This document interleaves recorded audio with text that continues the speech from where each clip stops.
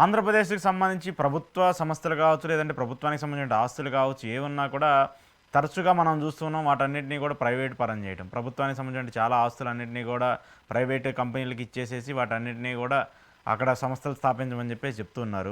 అయితే ఇటీవల జగన్మోహన్ రెడ్డి ఒక నిర్ణయం తీసుకున్నారు. మెయిన్‌గా విద్యకి సంబంధించి గవర్నమెంట్ మెడికల్ కాలేజీని సంబంధించి ఒక 10 కాలేజీలు ఆయన నిర్మిస్తూ వచ్చారు. ఇంక్లూడింగ్ పులివెందుల. జగన్మోహన్ రెడ్డి గారు 2 కీలకమైన నిర్ణయాలు ప్రభుత్వ రంగంలో తీసుకున్నారు. అది ఒకటి హార్బర్లు, పోర్టులు.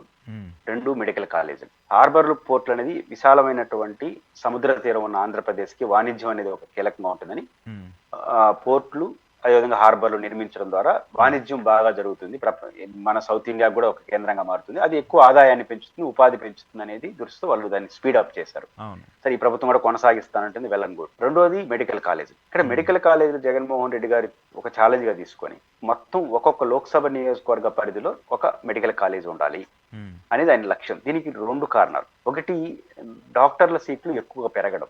హ్మ్. డాక్టర్ల సీట్లు పెరిగితే ఏమవుతుంది, ఇప్పుడు మన ఆంధ్రప్రదేశ్లో సౌత్ ఇండియాలో తమిళనాడు, కర్ణాటక పోయి లక్షల రూపాయలు, కోట్ల రూపాయలు పెట్టి మేనేజ్మెంట్ సీట్లో చదువుకుంటున్నారు. హ్మ్.